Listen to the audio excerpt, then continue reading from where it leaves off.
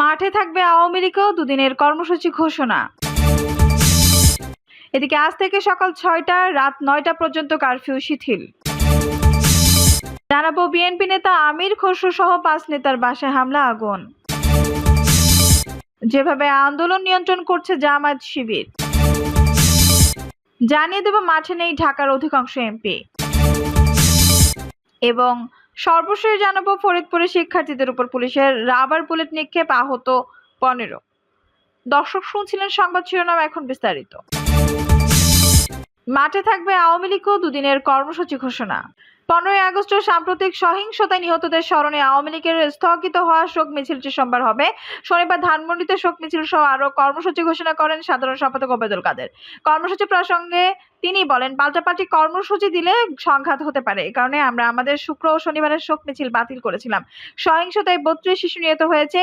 ইউনিসেফের প্রতিবেদন নিয়ে কথা বলেছেন ওবায়দুল কাদের। তিনি বলেন, অবুঝ শিশুকে মেরে ক্ষমতাসীন দলের লাভ নেই, লাভ আছে যারা একটি পরিস্থিতি সৃষ্টি করতে চায় তাদের। তারপরও আমরা ইউনিসেফের কাছে বলবো 32 শিশুর নাম প্রকাশ করেন, আমরা তাদের বিষয়ে ব্যবস্থা নেব। আজ থেকে সকাল ৬টা রাত ৯টা পর্যন্ত কারফিউ শিথিল। আজ থেকে কারফিউ শিথিলের সময় আরো বাড়লো। কাল থেকে পরবর্তী ঘোষণা না দেওয়া পর্যন্ত ঢাকা, গাজীপুর, নরসিংদী, নারায়ণগঞ্জ জেলায় সকাল ৬টা থেকে রাত ৯টা পর্যন্ত 15 ঘন্টা কারফিউ শিথিল থাকবে বলে জানিয়েছেন স্বরাষ্ট্রমন্ত্রী আসাদুজ্জামান খান।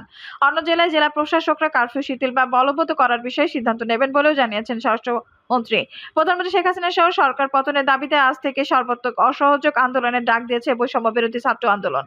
এই প্রেক্ষাপটে সন্ধ্যা 7:30টার দিকে বৈঠকে বসেন স্বরাষ্ট্রমন্ত্রী। কোটা সংস্কার আন্দোলন ঘিরে সহিংসতা সংঘাত ছড়িয়ে পড়লে গত 19 জুলাই রাতে সারা দেশে কারফিউ জারি করে সেনা মোতায়েন সিদ্ধান্ত নেয় সরকার। সহিংসতা দমনে সরকার অভিযান চালালে গত 22 জুলাই থেকে পরিস্থিতি স্বাভাবিক হয়ে আসে। ক্রমে বাড়ে কারফিউ শিথিলের সময়। সর্বশেষ গত বুধবার থেকে শনিবার পর্যন্ত প্রতিদিন সকাল 7টা থেকে রাত 8টা পর্যন্ত, অর্থাৎ 13 ঘন্টা কারফিউ শিথিল রয়েছে।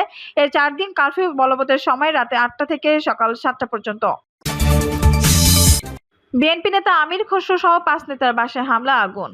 চট্টগ্রামে আওয়ামী লীগের মন্ত্রী, এমপি ও সিটি মেয়রের বাসায় হামলার পর বিএনপি নেতাদের বাসায় পাল্টা হামলা চালিয়েছে ছাত্রলীগ, যুবলীগ এবং স্বেচ্ছাসেবক লীগের নেতাকর্মীরা। শনিবার রাতেই সব হামলা চালানো হয়। বিএনপির সাবেক সহদপ্তর সম্পাদক ইদ্রিস আলী জানান, হামলাকারীরা বিএনপি স্থায়ী কমিটির সদস্য সাবেক মন্ত্রী আমির খসরু মাহবুব চৌধুরী মেহেদীবাগের বাসায় হামলা চালিয়ে গাড়িতে আগুন ধরিয়ে দেয়।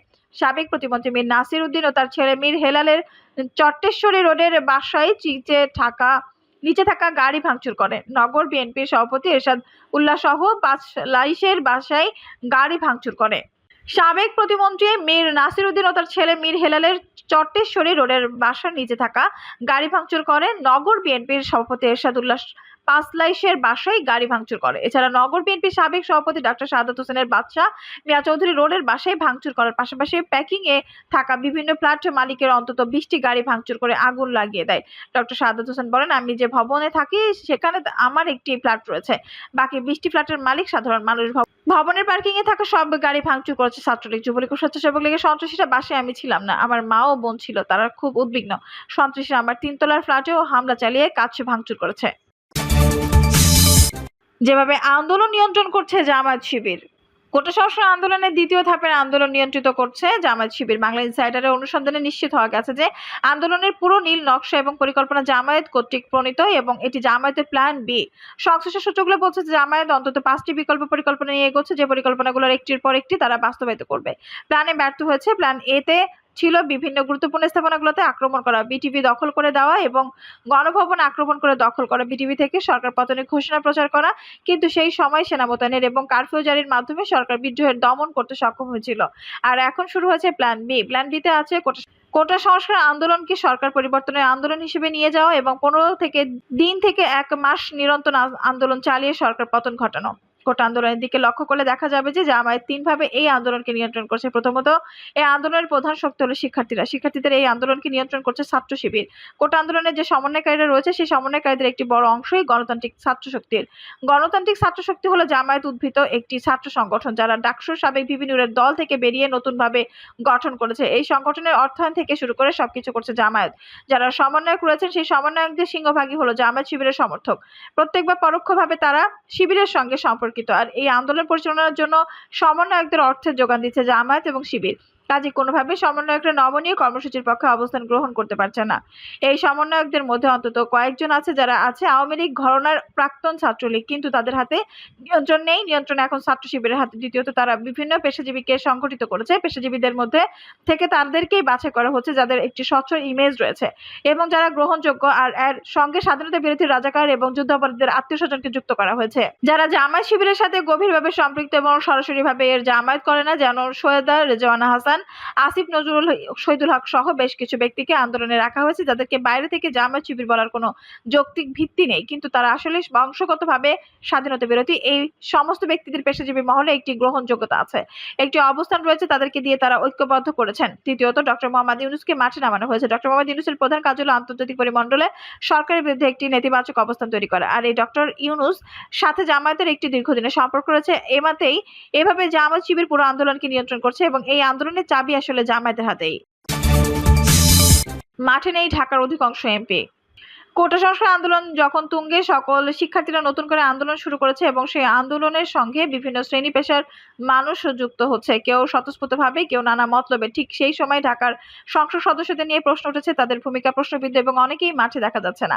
কোটা সংস্কার আন্দোলনের সময় ঢাকার এমপিদের মধ্যে হাতে গোনা কয়েকজনকে মাঠে দেখা গেছে। এদের মধ্যে যাত্রাবাড়ি এলাকার স্বতন্ত্র এমপি ডক্টর আওলাদ হোসেন মাঠে ছিলেন, কিন্তু নারী কোটা নির্বাচিত সানজিদা খানমকে কোথাও দেখা যায়নি। তার ভূমিকা নিয়ে প্রশ্ন উঠেছে। পুরান ঢাকার সাইদ খোকন নামেই ছিলেন, কিন্তু পুরান ঢাকার অন্যান্য এমপিদেরকে নিরাপত্তা দৃষ্টি কটু পর্যায়ে চলে গেছে। ধানমন্ডির এমপি চিত্রনায়ক ফেরদৌসকে মাঠে দেখা যায়নি এবং এই আন্দোলন যখন তীব্র আকার ধারণ করে, বিশেষ করে সায়েন্স ল্যাব থেকে ধানমন্ডি এলাকায় যখন সন্ত্রাস সহিংসতা দানা বেঁধে ওঠে, তখন তাকে কোথাও দেখা যায়নি।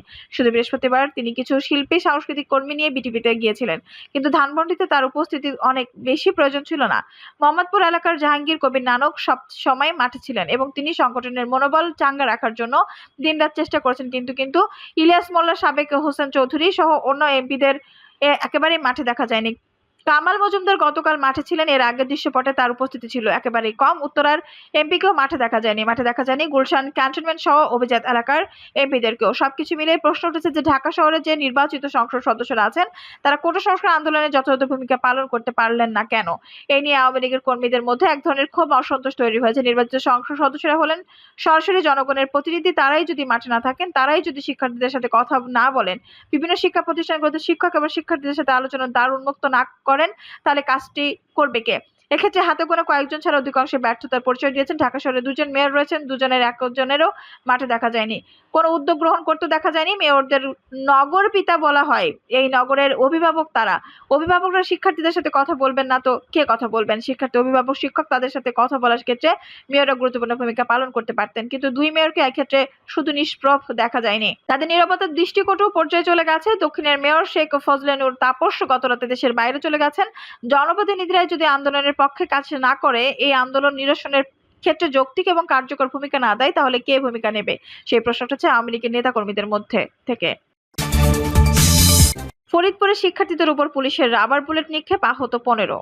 ফরিদপুরের পূর্ব ঘোষিত বৈষম্য বিরোধী ছাত্র আন্দোলনের বিক্ষোভকারীদের সঙ্গে পুলিশের সংঘর্ষের ঘটনা ঘটেছে। এর আগে শহরের ভাঙা রাস্তার মোড়ে বিক্ষোভের ডাক দেন আন্দোলনকারী শিক্ষার্থীরা।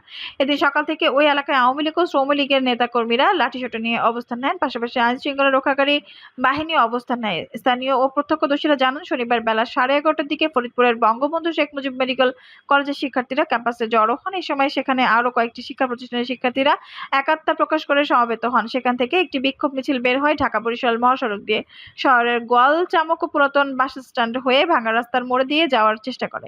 এই সময় গোয়ালচামক মডেল মসজিদের সামনে ভাঙা রাস্তার মোড়ে পুলিশ তাদের বাধা দেয় এবং আন্দোলনকারীদের থামানোর চেষ্টা করে। এরপর কয়েক সেকেন্ডের মধ্যে rubber bullet, tear shell, sound gas, grenade ছোড়া শুরু করে। আন্দোলনকারী শিক্ষার্থীরা ইট পাটকেল মারতে শুরু করে। এ সময় পুলিশের সঙ্গে লাঠিসোঁটা ও পাইপ হাতে শ্রমিক লীগ কর্মীরা ইট পাটকেল মারতে শুরু করেন। পরিস্থিতি উত্তপ্ত হয়ে উঠলে পুলিশ রাবার বুলেট জোরে এক পর্যায়ে পুলিশের সাজোয়ান যান এগিয়ে যেতে দেখা যায়।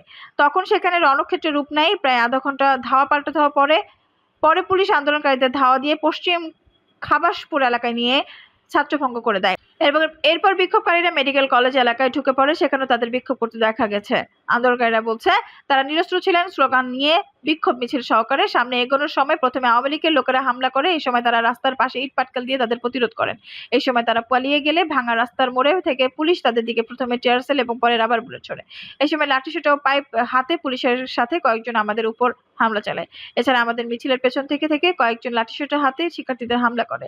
এতে বেশ কয়েকজন আহত হন। আহতদের নাম পরিচয় বিস্তারিত জানা যায়নি, তবে সাংবাদিক সহ কয়েকজনের আহত হওয়ার খবর পাওয়া যায়। এ বিষয়ে জানতে চাইলে আহত আন্দোলনকারী আহাদুজ্জামান বলেন শান্তিপূর্ণ মিছিলটি ভাঙা রাস্তার মোড়ে অবস্থান করতে চাইলে পুলিশ ও ছাত্রলীগ তাদের উপর গুলিবর্ষণ এবং ইট পাটকেল নিক্ষেপ করেন। এতে আমরা অনেকে আহত হই। এখন পর্যন্ত 15 জন আহত হওয়ার খবর পাওয়া গেছে। এদিকে এই সংঘর্ষে আহত হয়েছেন সঞ্জয় বৈরাগী নামে এক নার্সিং শিক্ষার্থী। বর্তমানে তিনি ফরিদপুর বঙ্গবন্ধু শেখ মুজিব মেডিকেল কলেজ হাসপাতালের সার্জারি বিভাগে চিকিৎসাধীন রয়েছেন। তার শরীরে 18টি রাবার বুলেটের আঘাত রয়েছে বলে জানান কর্তব্যরত সিনিয়র নার্স। দর্শক, এই ছিল এখনকার সর্বশেষ সংবাদ। নিউজটি ভালো লাগলে অবশ্যই একটা লাইক দিন, কমেন্টে মূল্যবান মতামত জানান। সবসময় আমাদের পাশে থাকতে সাবস্ক্রাইব করে বেল বাটনটি অন করে রাখুন। ধন্যবাদ।